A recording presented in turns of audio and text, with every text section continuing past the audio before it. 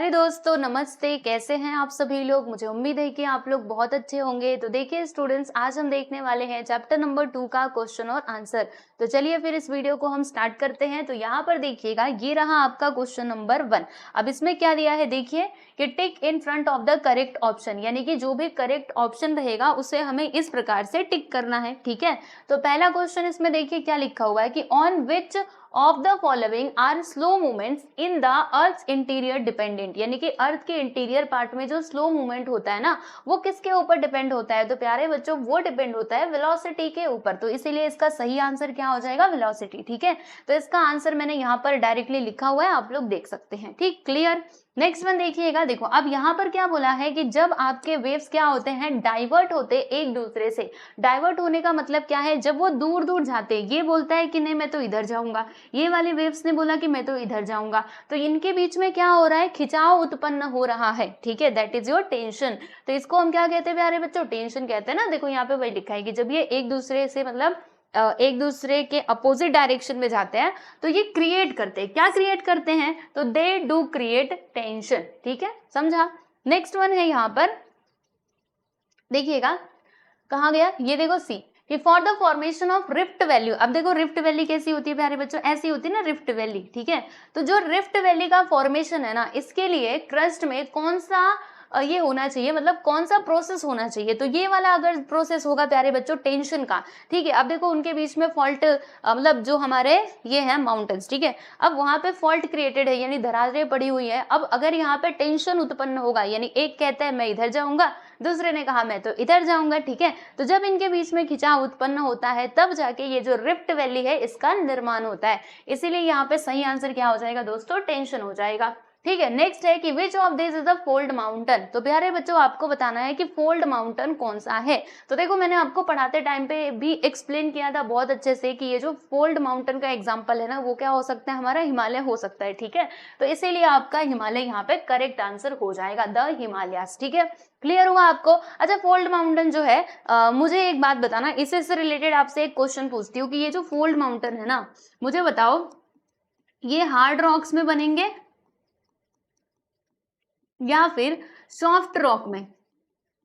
मुझे आप सभी लोग कमेंट सेक्शन में इसका आंसर दीजिएगा, हार्ड या फिर सॉफ्ट। ठीक है, मैंने जब ये चैप्टर पढ़ा रही थी उस टाइम पे तो बहुत अच्छे से एक्सप्लेन किया था। ठीक है, तो आप लोग मुझे बताना ये हार्ड रॉक में बनते हैं या फिर सॉफ्ट रॉक में बनते हैं। ठीक है, चलिए नेक्स्ट क्वेश्चन है कि जो एक्सटेंसिव प्लेटो हम देखते हैं, ठीक है, तो ये किसका रिजल्ट है, विच टाइप ऑफ मूवमेंट। तो ये हमारा कंटिनेंट बिल्डिंग का रिजल्ट है कि हमें एक्सटेंसिव प्लेटोज देखने के लिए मिलते हैं। ठीक है, चलिए भाई, तो यहाँ पर आपका क्वेश्चन नंबर 1 होता है finish. Now let us see the second question. अब यहाँ पर आपको लिखना है प्यारे दोस्तों जियोग्राफिकल रीजंस, यानी कि भौगोलिक स्पष्टीकरण आपको देना है हर एक स्टेटमेंट का। तो पहला स्टेटमेंट इसमें क्या बोला है, देखो buildings collapse eight the foothills of the Himalayas because of an earthquake, यानी कि आ गया हमारा भूकंप, और भूकंप की वजह से क्या हुआ कि जो बिल्डिंग्स थी ना वो धराशायी हो गए, नीचे गिर गए, हिमालयाज के फुट हिल्स में, यानी कि नीचे गिर गए। ठीक है, अब सुनो होता क्या है कि बिफोर कोलैप्सिंग, यानी गिरने से पहले क्या हो रहा था, तो गिरने से पहले they were moving forward and backward, यानी कि गिरने से पहले जो बिल्डिंग्स थी ना उनमें कैसा मूवमेंट हो रहा था, मूवमेंट। ठीक है, मतलब मुझे थोड़ा सा ये प्रोनाउंसिएशन मतलब मेरा मुझे गलत लगता है, मूवमेंट होगा ना, मैं कभी कभी इसको मूवमेंट बोल देती हूँ, तो आप उसको प्लीज इग्नोर कीजिएगा। ठीक है स्टूडेंट्स, तो कैसे होता है वो, मतलब उसमें कैसी हलचल होती है आगे और पीछे, राइट।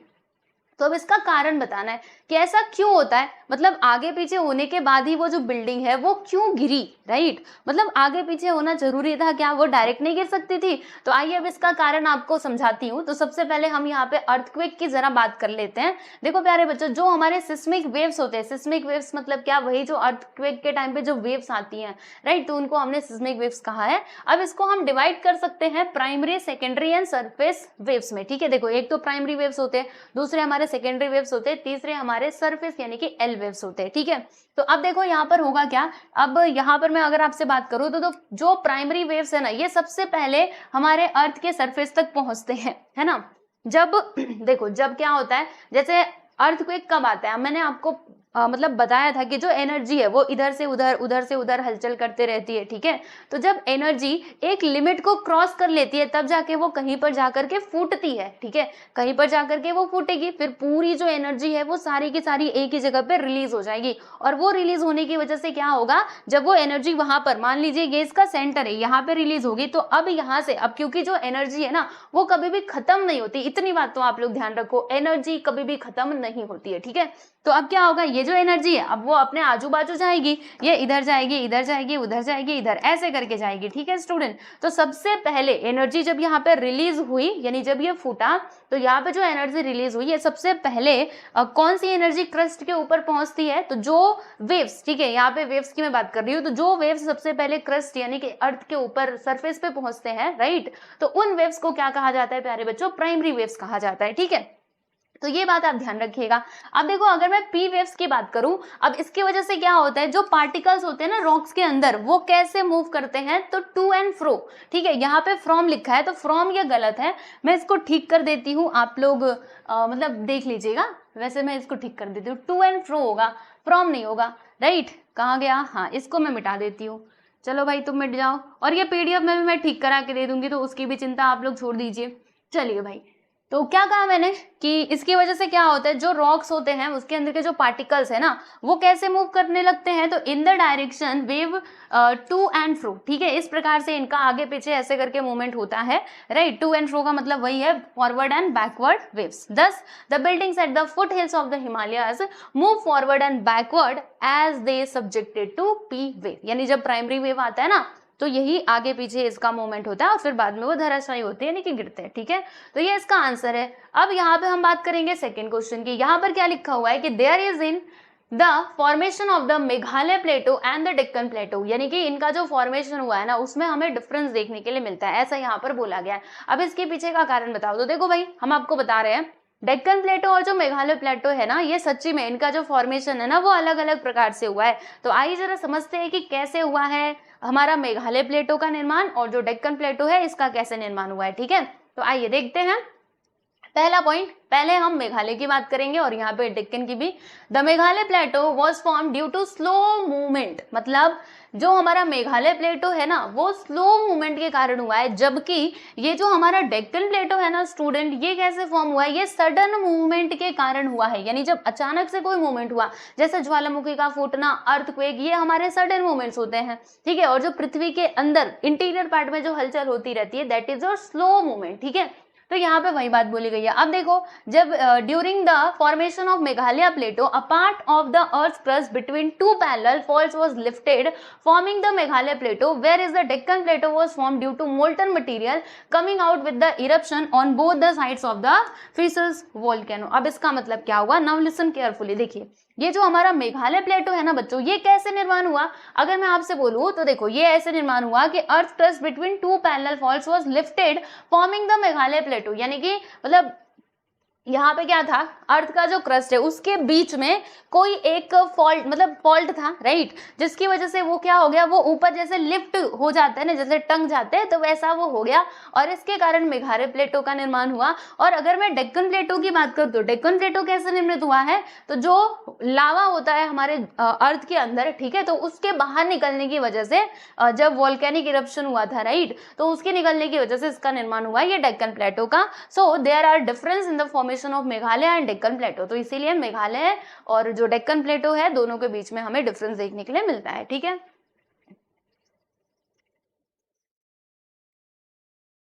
नेक्स्ट है कि most of the volcanoes are found on the plate boundaries. अब देखो बच्चों, समझना है, इसको पढ़ाते टाइम पे मैंने सारी चीजें पढ़ाई है, मैं सच्ची बोल रही हूँ। अगर जिन्होंने भी लेसन का एक्सप्लेनेशन का वीडियोस देखा है ना तो उनको यहाँ पर क्वेश्चन आंसर्स में भी प्रॉब्लम नहीं होगी, बट फिर भी मैं आपको एक्सप्लेन करने की कोशिश करती हूँ, सुनो, ठीक है। देखो यहाँ पर ये बोला है कि मोस्ट ऑफ द वोल्केनोस, यानी ज्यादातर के वोल्केनोस जो है ना वो कहाँ पर पाए जाते हैं, प्लेट बाउंड्रीज पे पाए जाते हैं। अब ये प्लेट बाउंड्रीज क्या है बताना जरा। तो देखो जैसे कि अब जब जहाँ पे आप खड़े हो, जैसे मान लो महाराष्ट्र की मैं बात करूँ, ठीक है, कोई भी महाद्वीप है, कॉन्टिनेंट है, जैसे कि एशिया हो गया, अफ्रीका हो गया, राइट, तो ये ना प्लेट्स के ऊपर है, प्लेट के ऊपर, ठीक है, ये प्लेट के ऊपर टिका हुआ है। ये जो आप कंटिनेंट जिसके ऊपर आप खड़े हो ये एक प्लेट के ऊपर टिका हुआ है, ये एक प्लेट है, ये एक प्लेट है, ऐसे करके ये एक प्लेट है।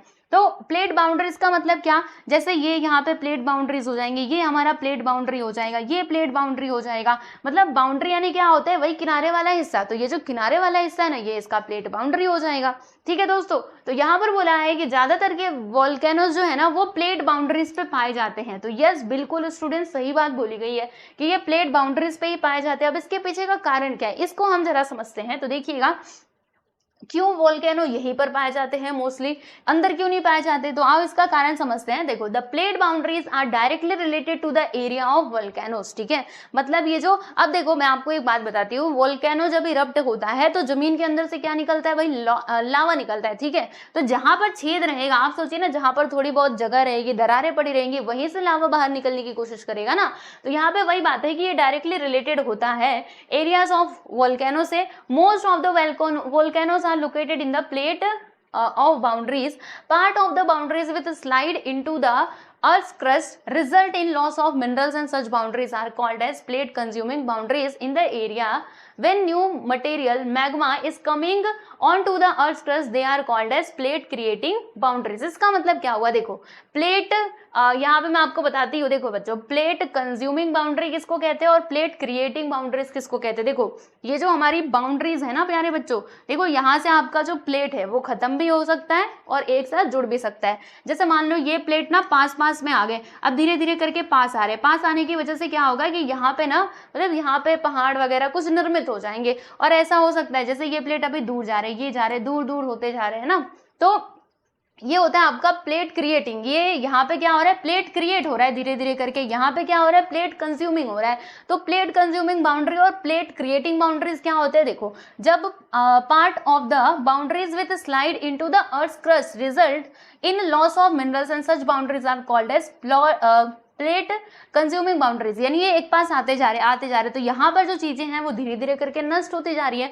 तो ये बाउंड्रीज को हम क्या कहेंगे प्यारे बच्चों, प्लेट कंज्यूमिंग बाउंड्रीज कहेंगे। और जब ये दूर दूर जा रहे हो, है ना, देखो फिर in the areas when new materials magma is coming on to the earth crust. ठीक है, अर्थ क्रस्ट पे जो मैग्मा है वो आते जा रहे, फिर यहाँ पे जो प्लेट है वो दूर दूर होते जा रहे, तो प्लेट का यहाँ पे निर्माण होगा, तो इसको हम क्या कहते हैं, प्लेट क्रिएटिंग बाउंड्रीज कहते हैं। ठीक है, तो both of the process results in the earthquake and volcanic eruptions. Right, ये जो दोनों प्रोसेस है ना, राइट, तो results in the earthquake and volcanic eruption, thus most of the volcanoes are situated at the plate boundaries. तो इसीलिए क्या होता है कि ज्यादातर करके वोल्केनोज जो है वो कहाँ पे सिचुएटेड होते हैं, प्लेट बाउंड्रीज पे सिचुएटेड होते हैं। ठीक है, तो ये आप इसका आंसर देख सकते हो। आगे बढ़ते हैं नेक्स्ट क्वेश्चन कि the Barren Island is becoming conical in shape. यानी कि जो हमारा बैरन आइलैंड है वो कैसा होते जा रहा है, वो कोनिकल शेप में होते जा रहा है। तो अब बताइए इसका कारण क्या है भाई, ज्योग्राफिकल रीजन बताइए। तो देखो जो हमारा बैरन आइलैंड है प्यारे बच्चों, जिसको कंसिडर किया जाता है डोरमेंट वोल्केनो, राइट, अब वो देखिएगा यहाँ पर बन चुका है, मतलब फरवरी 2017 से ये एक्टिव वोल्केनो हो चुका है। ठीक है, सो यहाँ पर देखो mainly dust, smoke and mud are coming out of this eruption along with some lava. यानी लावा के साथ ये सारी चीजें जो है वो बाहर निकलती है ड्यूरिंग इरप्शन के टाइम पे the lava is spread around the mouth of this went when it comes out. यानी कि जब यहाँ पे होता है हमारा वोल्केनिक इरप्शन होता है तो जो लावा है वो उसके वेंट, यानी जो मतलब उसका मुंह होता है वहां से बाहर निकलता है, फिर उसके माउथ पे जाकर के पूरा जम जाता है। ठीक है, तो इसका रिजल्ट क्या है, अब देखो मैं आपको बताती हूँ एकदम सिंपल सी। ये मेरा वोल्केनो है, रुको, मेरा वोल्केनो ऐसा नहीं होगा, ये वोल्केनो है। ठीक है, अब इसके मुंह से ऐसे करके लावा निकले जा रहा है, लो भाई निकल रहा है, तो इसके माउथ पे जमा होते जाएगा, तो यहाँ पे लावा जमा होगा, ऐसे जमा होगा, ऐसे जमा होगा, धीरे धीरे करके ये कोनिकल शेप में बनेगा कि नहीं, तो बिल्कुल यही बात यहाँ पे बोली गई है। So as a result a cone shape mountain starts forming, therefore Barren Island is becoming conical in shape. ठीक है, चलिए, volcanic eruption can cause earthquakes. यानी जो वोल्केनिक इरप्शन है वो भूकंप ला सकता है, मतलब इसकी वजह से भूकंप आ सकता है। अब इसके पीछे का कारण बताइए, तो चलिए आइए समझते हैं। तो generally the movements in the earth interior occur in the upper layer of the mental. यानी कि जो अर्थ के इंटीरियर पार्ट में हो रहा है मूवमेंट, यानी जो हलचल हो रही है प्यारे बच्चों, वो जनरली कहाँ पर होती है, मेंटल में होती है। बिल्कुल, मतलब जो मेंटल का भी अपर लेयर होता है ना, हम लोगों ने पढ़ा था हमारे अर्थ के अलग अलग जो पार्ट्स होते हैं प्यारे बच्चों, एक तो क्रस्ट होता है, फिर उसके बाद आप लोगों का मेंटल होता है ना, और यहाँ पर एक कोर होता है।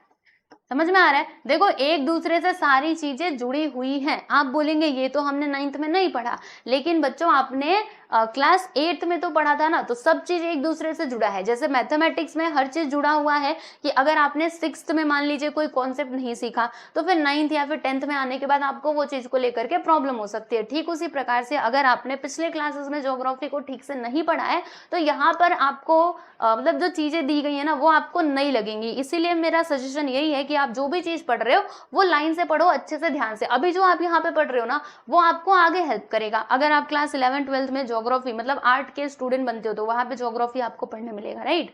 तो वो चीज हेल्प करेगी। इसीलिए जो भी पढ़ रहे हो अच्छे से ध्यान से पढ़ो, ताकि आगे चल करके आपको प्रॉब्लम ना हो। मतलब एटलीस्ट इतनी बात तो याद आ जाए कि हाँ मैंने उस दिन मैंने इस क्लास में इस चीज को पढ़ा था। ठीक है, तो मैं आपको क्या बता रही थी, यहाँ पे देखिए कि ट्रेमेंडस energy is released by radio active minerals present here, यानी मेंटल में जो रेडियो एक्टिव मिनरल्स प्रेजेंट होते हैं उनसे क्या होता है, बहुत सारी एनर्जी जो है वो रिलीज होती है, right? And this leads to sudden movement in the form of volcanic eruption where hot solid liquid and gases materials forcefully thrown out from the mantle of the earth onto the surface of the earth। यानी कि जो यहाँ पर देखिएगा volcanic eruption होता है ना student, तो नीचे से क्या निकलता है, लावा, और वो मेंटल से ही निकलता है।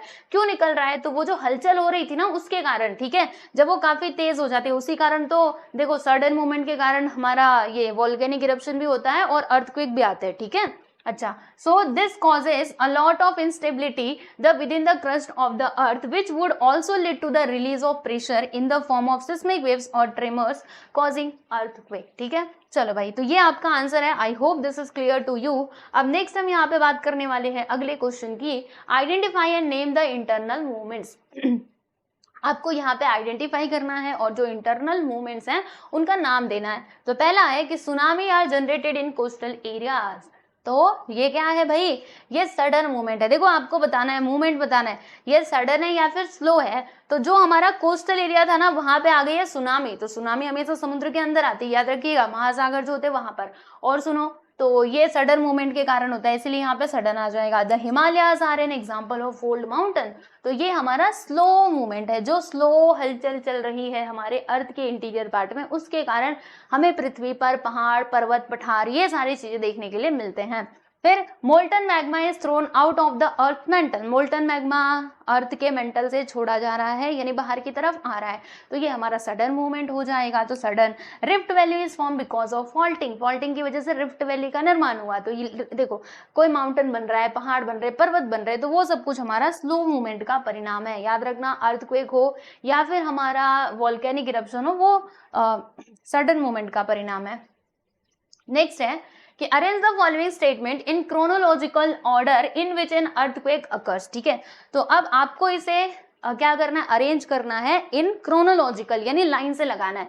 तो यहाँ पे मैंने लाइन से लगा दिया है। अगर आप अपने टेक्स्ट बुक में देखेंगे तो वहां पे पूरा इधर से उधर जंबल किया गया है। तो देखो आपको बताओ, सबसे पहले आपका ये जो स्टेटमेंट बी है ना, ये आएगा कि द प्लेट सडनली मूव, मतलब जो प्लेट है वो सडनली मूव हो गया। And due to the movement के कारण क्या होगा, in the mantle compression goes on increasing. जो कंप्रेशन था, जो दबाव था, वो इंक्रीजिंग हो रहा है, इंक्रीजिंग हुआ। Along the weak points fault rocks break apart. यानी कि जैसे मान लो ये पत्थर है, अब जो हमारा वीक पॉइंट है, जैसे मान लो ये वाला वीक पॉइंट है, तो यहाँ पे ऐसे करके दरारें पड़ जाएंगी, ऐसे करके दरारें पड़ जाएंगी। ठीक है, फिर stored energy is release in the form of seismic waves. फिर जो स्टोर्ड एनर्जी है, मतलब जो एनर्जी पहले से स्टोर करके रखी गई है ना, तो वो रिलीज होगा in the form of seismic waves, यानी ऐसी वेव्स आएंगे जो धरती को हिला देंगी। ठीक है, and the earth surface vibrates. फिर इसकी वजह से क्या होता है, जो अर्थ का सरफेस है वो होता है वाइब्रेट। तो ये है पूरा क्रोनोलॉजिकल ऑर्डर अर्थक्वेक का। तो इस प्रकार से अर्थक्वेक आता है प्यारे बच्चों। ठीक है, चलो आगे चलते हैं नेक्स्ट क्वेश्चन की। अरे आजा भाई, नेक्स्ट क्वेश्चन की हम यहाँ पर बात करेंगे डिस्टिंग्स बिटवीन। हमें यहाँ पे डिफरेंस बिटवीन बताना है block mountain and fold mountain. चलो भाई एक एक करके जल्दी से देखना, हम स्टार्ट करते हैं। तो पहला पॉइंट देखिए, ब्लॉक माउंटेन क्या होता है बच्चों, आपको बताती हूँ। देखो यहाँ से आ जाओ। When a part of the earth's crust between two parallel fault is lifted up leads to forming a mountain। यानी जो ब्लॉक माउंटेन है वो कैसे फॉर्म होता है, तो देखो जैसे कि यहाँ पे बोला है ना कि when a part of the crust between two parallel fault is lifted up, यानी कि जैसे मैं आपको बताऊं, यहाँ पे देखिए, यहाँ पे हमारा पूरा माउंटेन है, समझ लीजिए, मतलब रॉक है, ठीक है। अब क्या हुआ, यहाँ पे फॉल्ट पड़ा है, यहाँ पे फॉल्ट पड़ा है। अब जब यहाँ पे क्या हो रहा है, कंप्रेशन की वजह से ये वाला जो हिस्सा है कभी कभी ऐसे ऊपर की तरफ उठ जाता है, यानी ये वाला जो हिस्सा है ना, अब ये ऐसा कुछ बन चुका है भाई। कैसा बन चुका है बता रही हूँ आप लोगों को, देखो ऐसे बना है, यानी ये गया, हाँ ये थोड़ा सा ऊपर उठ गया ऐसे, ठीक है।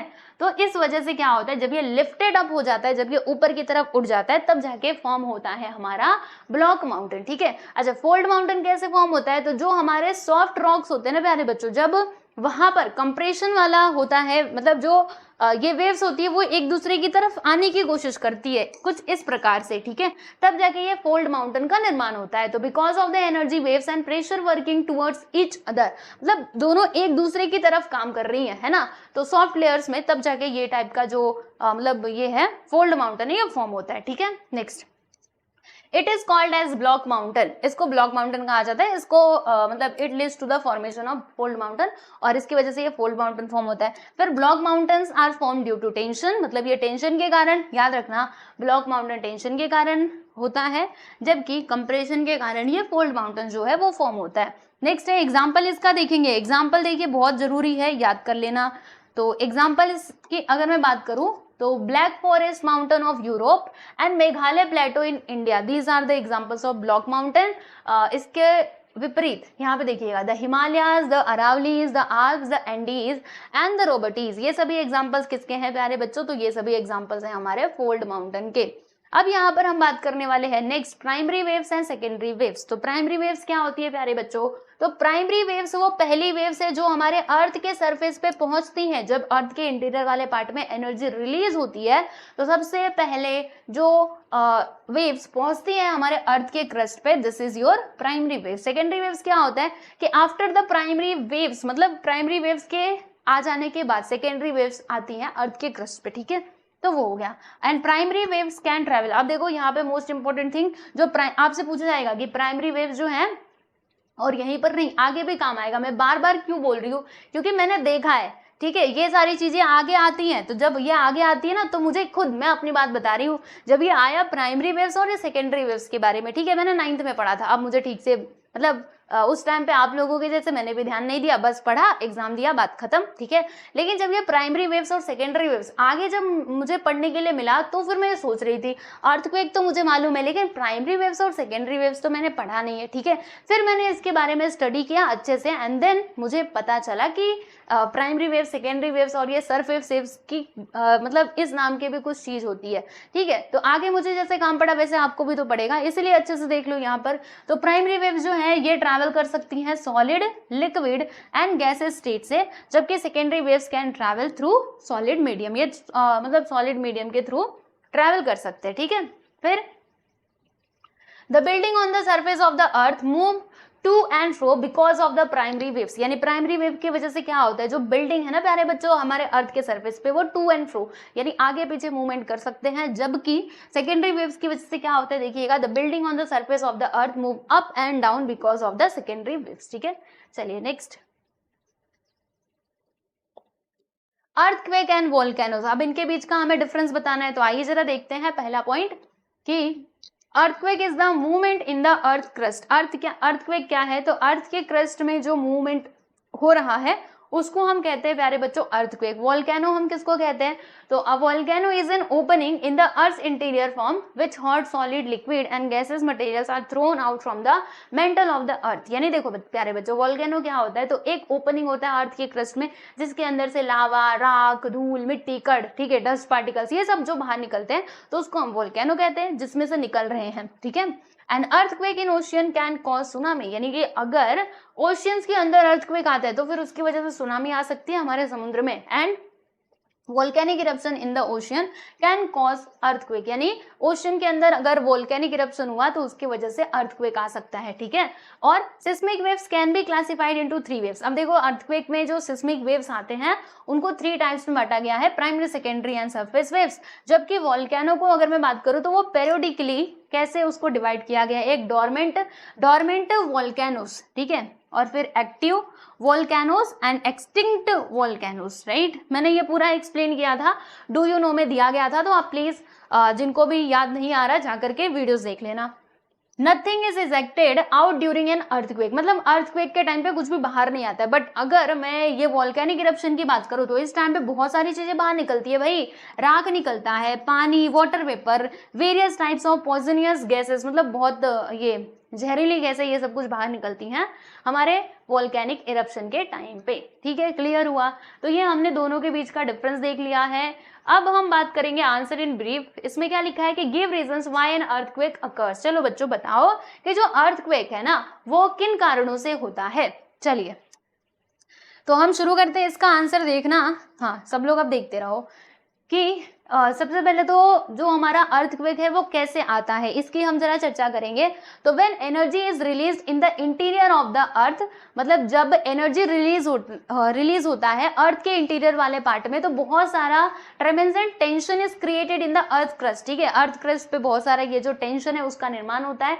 When the tension goes beyond limits, और जब ये एक लिमिट को क्रॉस कर जाता है, then energy is release in the form of waves. तो फिर जो एनर्जी है वो वेव्स के फॉर्म में रिलीज होती है and this results in trembling of the earth surface. और इसकी वजह से क्या होता है, जो अर्थ का सरफेस है भाई वो ट्रैम्बलिंग यानी कि कांपने लगता है and this is how earthquake occurs. तो इस प्रकार से जो अर्थक्वेक है वो हमें देखने के लिए मिलता है। ठीक, फिर कॉजेज ऑफ अर्थक्वेक। अब अर्थक्वेक के कारण समझ लेते हैं। पहला point, moving of the plates, यानी प्लेट्स अगर मूव कर रही हैं देन अर्थक्वेक हो सकता है। कोलाइडिंग ऑफ प्लेट्स, प्लेट्स एक दूसरे के ऊपर चढ़े जा रही है, कोलाइडिंग हो रही हैं तो भी हो सकता है। Plate sliding one below the other, मतलब एक दूसरे के ऐसे जा रही है, मतलब एक ऊपर एक नीचे, ऐसा जब हो रहा है ना तब ये चीज हो सकती है। ठीक है, अच्छा और क्या हो सकता है भाई, अभी और भी इसके कुछ कारण है, देखते हैं। And forming of fractures in rock layers due to tension in the interior of the earth, यानी कि जो रॉक के लेयर्स है उनके ऊपर मतलब उनमें फ्रैक्चर्स हो गए, तो इसके कारण भी हो सकता है। And occurring of volcanic eruption, volcano जब इरप्ट हो रहे हैं तो उस टाइम पे भी हमें ये चीज देखने के लिए मिल सकती है। तो ये इसके कुछ कारण है भाई, देख लेना आप लोग अच्छे से। Moving of plate, colliding of plates, ठीक है, कहाँ गया, plates sliding one below the other. Colliding का मतलब क्या होता है ना, अगर मैं आपसे बताऊं तो कोलाइडिंग मतलब यही होता है जैसे कि वो एक दूसरे से टकराएं, मतलब जो प्लेट्स है जब वो टकराएंगी, राइट, कोलाइड होंगी, देन ये चीज हो सकती है। तो ये बात हो गई। ठीक है, नेक्स्ट है यहाँ पे कि which type of movements have led to the formation of the major fold mountains in the world. आइए अब हम समझते हैं major fold mountains in the world. तो चलो भाई देखते हैं कि पहला, fold mountains are form due to mountain building, मतलब ये जो हमारा माउंटेन बिल्डिंग मूवमेंट, यहाँ पे मूवमेंट हो जाना चाहिए एक्चुअली। आइए मैं इधर लिखती हूँ, माउंटेन बिल्डिंग मूवमेंट, यहाँ पे मूवमेंट, इसका कलर बदल देते हैं, यहाँ पे मैं लिख देती हूँ।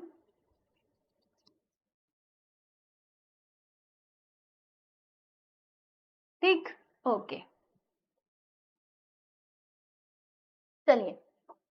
तो जो फोल्ड माउंटेन है वो इस वजह से फॉर्म होते हैं because of these energy waves and pressure working towards each other and in horizontal direction the layers of the soft rocks form folds, यानी यहाँ पे मेरा रॉक है। ठीक है, अब जो एनर्जी है ना प्यारे बच्चों, मतलब जो वेव्स है वो कैसे मूव कर रही है, इस तरफ कंप्रेशन हो रहा है इसमें। अब जब कंप्रेशन हो रहा है सो दैट ये जो सॉफ्ट रॉक रहेगा ना ये ऊपर की तरफ ऐसे उठेगा, फिर जब बहुत ज्यादा यहाँ पे एनर्जी आएगी तो ये और भी उठेगा और ऐसे करके ऊंचा ऊंचा होते जाएगा। ठीक है, और ये जब हॉरिजॉन्टली मूवमेंट होता है ना, हॉरिजॉन्टल डायरेक्शन में जब ये मूव करती है then it happens if the pressure is very high. ठीक है, जब प्रेशर ज्यादा होगा तो लार्ज स्केल पे फोल्ड माउंटेन जो है वो फॉर्म होंगे, right? As a result, the surface of the earth get uplifted and fold mountains are formed, right? फिर the Himalayas, अब इसके examples हम देख लेते हैं प्यारे बच्चों।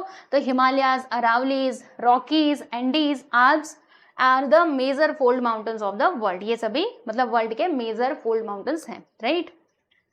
Next, how is the magnitude of the earthquake related to the collapse of the house, मतलब जैसे कोलैप्स ऑफ द हाउस जो है, राइट, तो उससे ये कैसे मैग्नीट्यूड ऑफ अर्थक्वेक रिलेटेड है। मैग्नीट्यूड का मतलब आप जानते हो ना, मेजरमेंट, यानी कोई चीज मापी जाती है, that is your magnitude, right.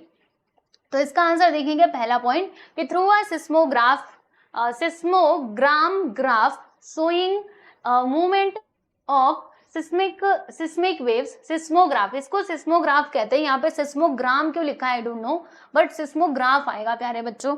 चलो यहाँ पे मैं ना इसको ठीक ही कर देती हूँ वरना फिर बाद में आपको प्रॉब्लम हो जाएगी। रुको, पहले मुझे ये सिस्मोग्राफ जो है ना, चलो इसको मैं यहाँ से मिटा दूंगी ना तो मेरा काम हो जाएगा। ठीक है, सिस्मोग्राफ होता है प्यारे बच्चों, क्योंकि जिससे हम वो ये मेजर करते हैं ना हमारे इस ट्रैम्बलिंग को, जो सिस्मिक वेव्स होता है, ठीक है, तो उसको मेजर करने वाली जो मशीन होती है that is called a seismograph, उसको सिस्मोग्राफ कहा जाता है। उस पर देख करके आप क्या कर सकते हो, जो भूकंप की तीव्रता है ना उसका पता लगा सकते हो, ठीक है, कि इसकी वेलोसिटी क्या थी, इसकी स्पीड क्या थी। तो देखिएगा, आफ्टर स्टडिंग दिस ग्राफ, यानी वो जो ग्राफ वहां पे सिस्मिक वेव्स का बना हुआ है उसको स्टडी करने के बाद the magnitude of the earthquake is known, तो फिर आपको पता चलेगा कि अर्थक्वेक का मैग्नीट्यूड क्या था, ठीक है। And the magnitude of the earthquake is measured with the help of Richter scale, यानी रिक्टर स्केल की हेल्प से जो मैग्नीट्यूड है प्यारे बच्चों उसको मेजर किया जाता है, ठीक है। It is because of the primary waves the building on the earth surface move forward and backward, यानी प्राइमरी वेव्स की वजह से ऐसा होता है, फॉरवर्ड और बैकवर्ड जो बिल्डिंग्स हैं वो मूव करती हैं। Because of the secondary waves building on the earth surface move up and down, और अप एंड डाउन कब होता है, only because of the secondary waves, ठीक है। तो हम यहाँ से देखिएगा, जब ये मूवमेंट हो रहे हैं बिल्डिंग्स के अंदर बैकवर्ड एंड फॉरवर्ड या फिर अप एंड डाउन, तो इस चीज से हम पता लगा सकते हैं ना कि जो हमारा अर्थक्वेक है, राइट, तो उस टाइम पे प्राइमरी वेव्स आ रही है या फिर सेकेंडरी वेव्स आ रही है, तो इसीलिए यहाँ पर ये इसका आंसर राइट हो जाएगा। नेक्स्ट क्वेश्चन है कि कहाँ गया, ये मैंने आपको बता दिया ना। नेक्स्ट है कि what are the effects of earthquake on the earth surface and human life, यानी कि जो हमारा अर्थक्वेक है इसका इफेक्ट क्या होता है हमारे मतलब अर्थ के ऊपर और ह्यूमन लाइफ पे। तो आइए जरा हम समझते हैं इसका इफेक्ट क्या होता है। पहला कि क्रैक या फिर फ्रैक्चर जो है उनका निर्माण हो जाता है ग्राउंड में, है ना, मतलब फ्रैक्चर्स आ जाते हैं, दरारें पड़ जाती है, और लैंडस्लाइड हो सकती है, ठीक है, जिसकी वजह से जो पत्थर वगैरह है वो वहां से स्लाइड कर सकते हैं।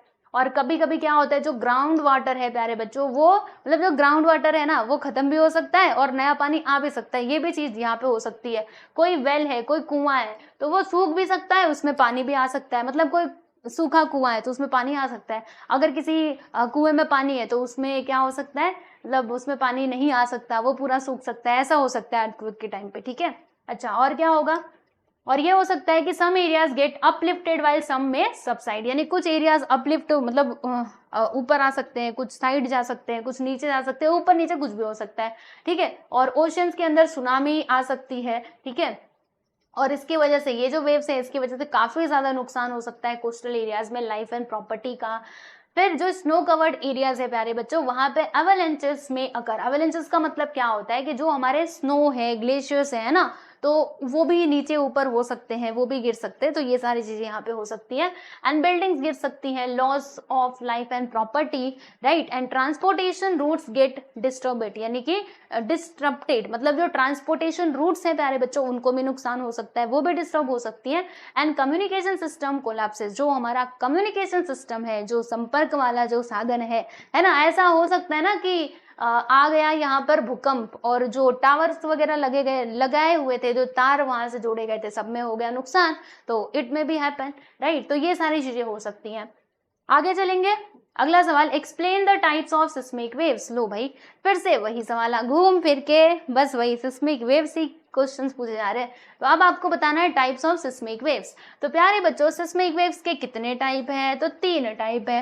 पहला हमारा प्राइमरी वेव्स, दूसरा है हमारा सेकेंडरी वेव्स, और अगर मैं बात करूं यहाँ पे तीसरे वेव्स की, तो वो है हमारा बच्चों सरफेस यानी कि एल वेव्स, ठीक है। तो आइए जरा हम इन तीनों वेव्स की बात करेंगे। वैसे तो मैंने आपको पहले भी एक्सप्लेन किया है, लेकिन जितनी बार पढ़ोगे उतने बार आपके दिमाग में सारी चीजें बैठती चली जाएंगी, ठीक है।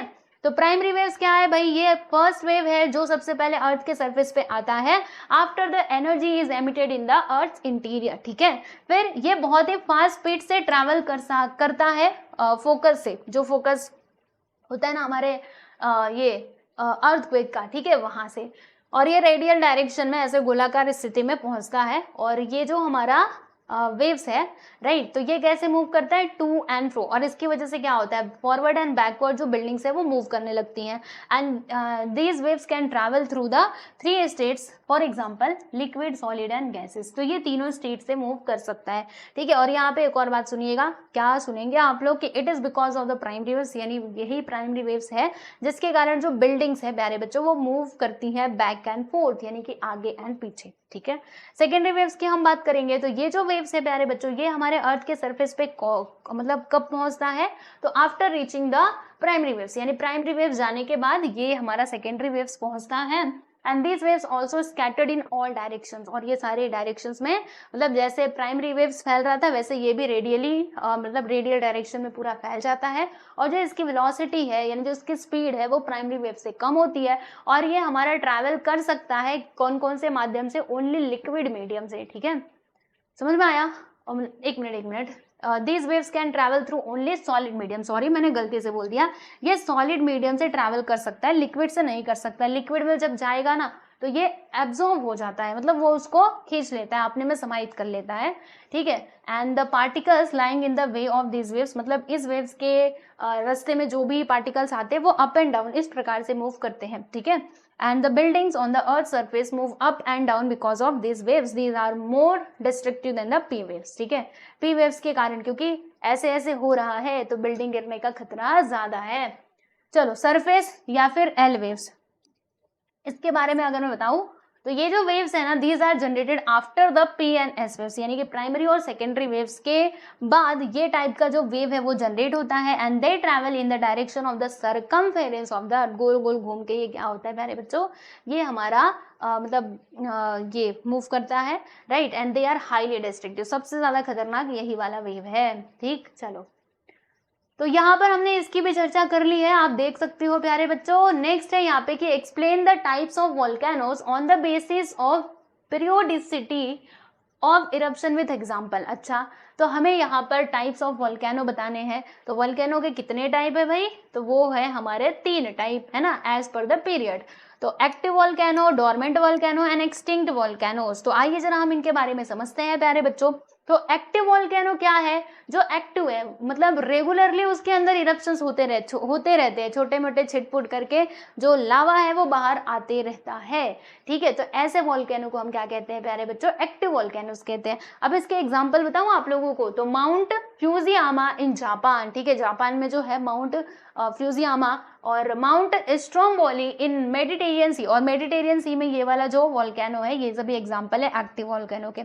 डोरमेंट वोल्केनो क्या होता है, सोया हुआ, इसको नींद आ रही है ना, बरसों से मतलब ये इरप्ट हुआ नहीं है, लेकिन हाँ कभी हो सकता है, may be it may be happen कि इसके अंदर इरप्शंस हो जाए। तो देखिएगा, when a volcano has not erupted since long time but may become active suddenly, मतलब ये अचानक से वो हो सकता है, तो this is called the dormant volcano. जैसे कोई इंसान सोया हुआ रहता है, तो सोया हुआ है, रात भर सोएगा शांति से, है ना, इतना तो कंफर्म है कि ये रात भर सोएगा, लेकिन अचानक से ये रात में कभी उठ भी सकता है। तो वैसे आप समझिएगा कि हाँ ऐसा लग रहा है ये सोया हुआ है, लेकिन अचानक से ये उठ भी सकता है, ठीक है। तो अब इसके एग्जांपल्स देख लेते हैं। तो Mount Vesuvius in Italy, Mount Katmai in Alaska and Barren Island कहाँ पर है भाई, इंडिया में। अब एक्सटिंक्ट वोल्केनो की बात करेंगे तो भाई ये तो समझना कुंभकर्ण है, जैसे कुंभकर्ण कभी नहीं उठता था, है ना, तो वैसे ये भी, तो मतलब इसका कुछ भरोसा ही नहीं है। जैसे कुंभकर्ण का भी थोड़ी बहुत आस थी कि इसको जगाया जाएगा, 6 महीने में सोता था, 6 महीने में उठता था, ठीक है,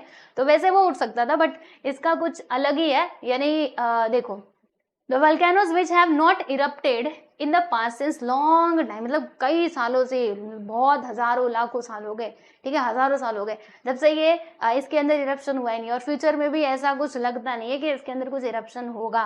तो ऐसे टाइप के जो वोल्केनो होते हैं उनको हम कहते हैं एक्सटिंक्ट वोल्केनोस, राइट। इसके एग्जांपल्स देखोगे, माउंट किलिमांजारो इन तंजानिया में जो है माउंट किलिमांजारो, तो ये इसका एग्जांपल हो सकता है। अब डायग्राम बनाना है हमें, तो क्या क्या शो करना है, epicentre, focus, primary, secondary and surface waves of an earthquake with the help of a neat labelled diagram. तो ये डायग्राम का ज्यादा चिंता करने की जरूरत नहीं है, टेक्स्ट बुक से उठाओ और ये डायग्राम को बना दो, बात होती है खत्म। इसमें सब चीज है, ये है फोकस, ये है एपिसेंटर, देख रहे हो ये आपका एपिसेंटर है ना, ये हमारा कैसा होता है, लंबवत, यानी कि कैसा होता है, परपेंडिकुलर होता है यहाँ से, फोकस से। ये प्राइमरी वेव्स, सेकेंडरी वेव्स, ये हो गया हमारा सरफेस वेव्स, समझ में आया। तो इस प्रकार से ये डायग्राम बना लेना, this is too simple, I think so. Next, show the following on a given outline map of the world, यानी कि जो वर्ल्ड का मैप है ना प्यारे बच्चों, वहां पर हमें क्या करना है, ये सारी चीजों को रिप्रेजेंट करना है। किसको किसको रिप्रेजेंट करना है, तो Mount Kilimanjaro, Mount Mid Atlantic earthquake zone, फिर माउंट फूजी फ्यूजी, और यहाँ पे क्रैकटोवा, ठीक है, और माउंट वेसीवियस, ठीक है। तो ये सारी चीजों को हमें क्या करना है, जो वर्ल्ड का मैप होता है उसके ऊपर इसको रिप्रेजेंट करना है, ठीक है। तो अब इसके लिए मुझे चलना पड़ेगा कहीं और, क्योंकि अभी मैंने यहाँ पे मैप लेकर के आया नहीं है, तो मुझे यहाँ पे मैप लाना पड़ेगा और तब जाके मैं आपको बताती हूँ कि इनका लोकेशन कहाँ कहाँ पर है। तो चलो अभी आपकी टेक्स्ट बुक से लेकर के आते हैं हम लोग मैप। तो चलिए अभी मैं आप लोगों को इसका आंसर दिखाती हूँ। तो यहाँ पर देखिएगा, ये जो आपका माउंट किलिमांजारो है, ये कहाँ पर है हमारे वर्ल्ड के मैप में, तो ये देखो भाई यहाँ पर है। ये जो आपको अफ्रीका कॉन्टिनेंट दिखाई दे रहा है ना, इसके इस साइड में यहाँ पर आता है हमारा माउंट किलिमांजारो, ठीक है, देख सकते हो आप लोग इसमें। और फिर उसके बाद इसमें देखिएगा नेक्स्ट वन है क्या है कि मिड अटलांटिक अर्थक्वेक जोन। तो ये है हमारा ये वाला, देखो मिड अटलांटिक अर्थक्वेक जोन, ठीक है।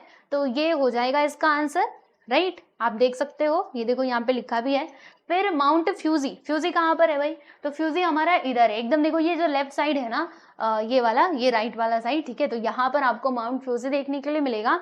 एंड उसके अलावा क्रैकटोवा, क्रैकटोवा कहाँ पर है भाई, इधर है हमारा क्रैकटोवा, आप सब देख सकते हो, ऑस्ट्रेलिया के ऊपर ये वाला जो कॉन्टिनेंट आ रहा है ना, इसके पास। और फिर यहाँ पे लास्ट में है माउंट वेसिवियस, तो ये कहाँ पर है, ये हमारा है भाई इधर यूरोप के साइड में है, ठीक है, मेडिटेरियन जो सी है वहां पर, राइट। तो हमने सभी का यहाँ पर जो लोकेशन है आप लोगों को बता दिया है। आई होप सो कि सारी बातें आपको क्लियरली समझ में आ गई होंगी। फिर भी कहीं से कुछ भी डाउट है तो यस एवरीवन, आप सभी लोग पूछ सकते हो, ठीक है। तो फाइनली आपका ये जो चैप्टर नंबर 2 है, इसके क्वेश्चन आंसर्स हमने कंप्लीट कर लिए, एक्सप्लेनेशंस भी हो चुके हैं, राइट। देखो इसके एक्सप्लेनेशन भी मैंने पहले ही करवा दी, और यही नहीं, क्लास 9 के जितने भी चैप्टर्स हैं सभी के एक्सप्लेनेशन का वीडियोस अपलोडेड है हमारे चैनल पे, तो आप प्लेलिस्ट में जाकर के सारे वीडियोस देख सकते हैं, क्वेश्चन आंसर्स भी अपलोडेड है। और इसके अलावा आप लोगों को बता दूं कि मैं क्या क्या पढ़ाती हूँ, तो मैं ना आप लोगों का क्लास 9th का मैथमेटिक्स भी पढ़ाती हूँ प्यारे बच्चों। तो मैथमेटिक्स के वीडियोस आपको मिलेंगे हमारे practice set by SK class इस चैनल पर, तो आप लोग उस वीडियो को, मतलब उस चैनल को भी सब्सक्राइब कर लेना मैथमेटिक्स के वीडियोस के लिए, ठीक है। और इसके अलावा अगर आपको ये पीडीएफ चाहिए तो ये हमारे टेलीग्राम चैनल में मिलेगा, एसके क्लास नाम से हमारे टेलीग्राम चैनल है, आप उसको जरूर ज्वाइन कर लीजिएगा, ठीक है। तो चलिए बच्चों, आज के लिए बस इतना ही, मिलेंगे हम लोग बहुत ही जल्द नेक्स्ट वीडियो में। आप लोग अपना ध्यान रखिए और अच्छे से पढ़ाई करते रहिए।